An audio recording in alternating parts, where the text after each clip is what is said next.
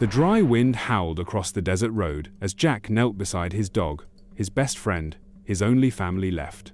The golden fur was matted with dust and blood, the life fading from those trusting eyes. Behind him, they laughed. 6 men in biker cuts, gripping rifles, smirking like this, was all a joke. They thought this was over, but as Jack clenched his jaw and gripped his pistol tighter, they had no idea. This was just beginning. Have you ever lost something that meant the world to you? How far would you go for justice? Share your story in the comments. Don't forget to like, subscribe, and turn on notifications for more intense stories. The desert stretched endlessly in every direction, the heat pressing down like a heavy hand. Dust swirled in the fading sunlight, settling over Jack's knuckles, clenched so tight his fingers turned white. His dog, Buddy, lay still at his feet. The only sound was the distant rustling of the wind and the slow, cruel laughter of the men behind him. 6 bikers. Leather vests, sunburned faces, rifles slung casually over their shoulders. The leader, a broad, bearded man with a jagged scar across his cheek, spat onto the ground and grinned. "Didn't think the old mutt would drop that fast," he said, nudging his boot against Buddy's lifeless body. "Guess he wasn't as tough as you, trucker." Jack didn't look up. Not yet.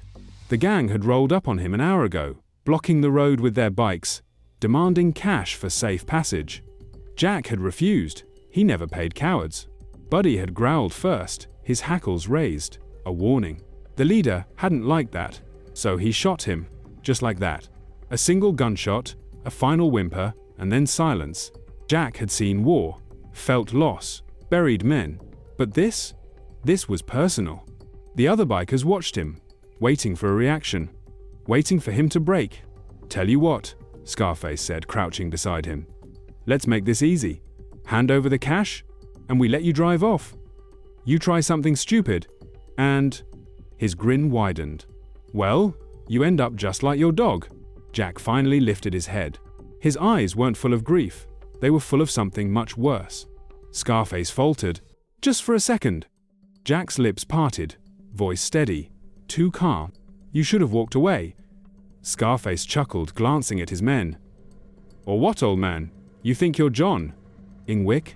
Jack exhaled slowly. Then he stood up, and the men around him had no idea their lives were about to change forever. Jack stood slowly, his shadow stretching long in the desert sun. The bikers weren't laughing anymore. Scarface tilted his head, studying him like a man sizing up an opponent in a bar fight. But this wasn't a bar fight. It was a funeral, and Jack was about to bury them all. One of the bikers, a younger guy with wild eyes, stepped forward, gripping his rifle tighter. "Boss, why is he just standing there?" His voice had a nervous edge to it. Scarface smirked, regaining his confidence. He had numbers, he had guns, and this was just one trucker. "Because he knows he's screwed," Scarface said, spitting onto the ground.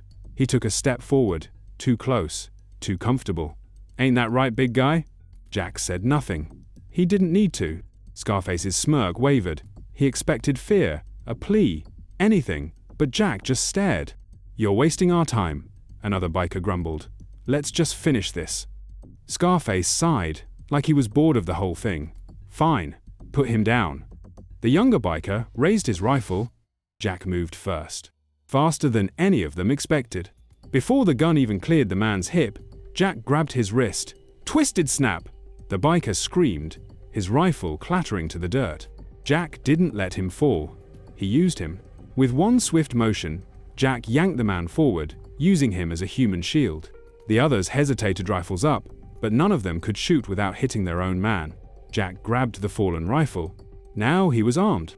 The bikers realized, too late, that this wasn't just some trucker. Scarface's smirk disappeared completely. Jack racked the rifle, the metallic clack echoing through the still desert air. "Last chance," he said. His voice calm, his aim steady. Scarface hesitated, rage battling reason. Then he made the wrong choice. He reached for his gun, and Jack pulled the trigger first. The gunshot rang out like thunder in the desert. Scarface staggered back, clutching his shoulder, his face twisted in shock. He hadn't expected Jack to fire first. Neither had the rest of his crew. The biker Jack had used as a shield collapsed to the ground, groaning in pain. The others hesitated, their fingers twitching near their triggers, but no one moved. Because now, Jack had the rifle, and unlike them, he knew how to use it. Slowly, deliberately, Jack racked the next round. The sound made every biker flinch. "You think I'm just a trucker?" Jack muttered, stepping forward. His voice was cold, controlled. "You think I haven't seen worse than you?" Scarface's chest rose and fell in ragged breaths. He was gripping his wound, his bravado slipping. Jack took another step. No hesitation, no fear. "I've seen men like you before," Jack continued, his finger resting just beside the trigger. "Bullies, thieves, killers, you're all the same. You think the world belongs to you just because no one's ever stood up to you." The bikers shifted nervously, their confidence unraveling. "But you made a mistake today," Jack said. "You took something from me, something that mattered." His knuckles turned white against the rifle. And now, Jack leveled the barrel at Scarface's head. "I'm taking everything from you." Scarface swallowed hard. He understood now. Jack wasn't bluffing. And in that moment, the leader of the gang realized he wasn't the predator anymore. He was the prey. The wind howled through the desert, the only sound besides Scarface's ragged breathing. His men stood frozen, hands near their weapons but too scared to draw. Jack didn't blink. "You were real proud a minute ago," he muttered, his rifle aimed squarely at Scarface's head. "Laughing, smirking, thinking you were untouchable." Scarface's jaw tensed. His bravado was gone. All that was left was fear. Jack took another step forward, slow, deliberate. "You see that dog?" Jack's voice was low, dangerous. "That was the only thing in this world I trusted, the only thing I had left." Scarface said nothing. His gang watched in silence. "You shot him?" Jack exhaled, tightening his grip. "For what? Fun?" Scarface licked his lips, his mind racing. He needed a way out, but there wasn't one. Jack saw it in his eyes. He knew exactly when a man realized he was out of options. "Tell me," Jack continued, tilting his head slightly, "how's it feel to be the one on the ground?" Scarface gritted his teeth. "You gonna kill me, trucker?" Jack paused. His finger hovered over the trigger. Then, he lowered the rifle. Scarface blinked, confused. Jack chuckled. "Number." Then he reeled back and punched him so hard his knees buckled. Scarface hit the dirt. Blood dripped from his busted lip. Jack wasn't done. He grabbed the gang leader by the collar and dragged him up, forcing him to face his men. "Look at them," Jack growled in his ear. "They followed you because they thought you were strong. Now look at you." Scarface's men shifted uncomfortably. Jack leaned in closer. "You're not their leader anymore. You're just a beaten man in the dirt." Scarface's breathing was uneven, his humiliation complete. Then Jack did something worse than kill him. He turned his back. He walked over to his truck, knelt beside Buddy, and gently scooped him up. The men watched in silence. Jack climbed into his rig, Buddy cradled in his arms. Before he drove off, he said one last thing. "You boys stay out of my way," he called over his shoulder, "or next time, I don't walk away." Then the engine roared to life, dust swallowing the defeated gang as Jack disappeared down the road. Scarface sat there, beaten, humiliated, and worst of all, powerless. The gang looked at him. Then one by one, they turned and walked away. He had lost more than the fight. He had lost everything. The desert stretched endlessly ahead, the sun now dipping below the horizon, painting the sky in deep shades of orange and red. Jack drove in silence, one hand on the wheel, the other resting gently on Buddy's lifeless body beside him. The old beagle had been more than just a dog. He was family. For years, Buddy had been Jack's only constant.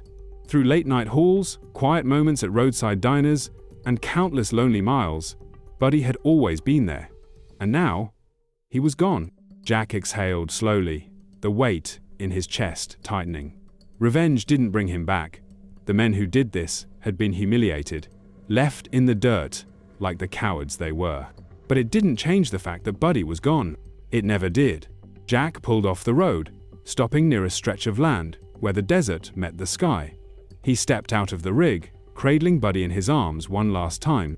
He dug the grave himself. With every movement of the shovel, memories flooded in. Buddy as a pup, curled up in the passenger seat.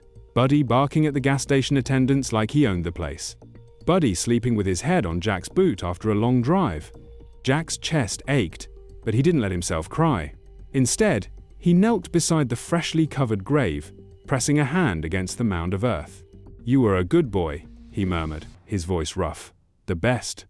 The wind whispered through the empty landscape, as if carrying Buddy's spirit into the night. Jack sat there for a long time, staring at the desert stars. He had lost friends before. He had lost everything before. But this one hurt in a way he hadn't felt in years. After a while, he stood, brushing the dirt from his hands. The road called to him again. He wasn't finished yet. Not with life. Not with the world. Not with whatever came next. A question for you. Have you ever lost something that meant everything to you? Something or something that couldn't be replaced? How did you keep moving forward? Share your story in the comments below. And if you believe in standing your ground, in fighting for what's right, then hit that like button, subscribe, and turn on notifications. Because on the road of life, you don't always get a second chance. But if you do, make it count.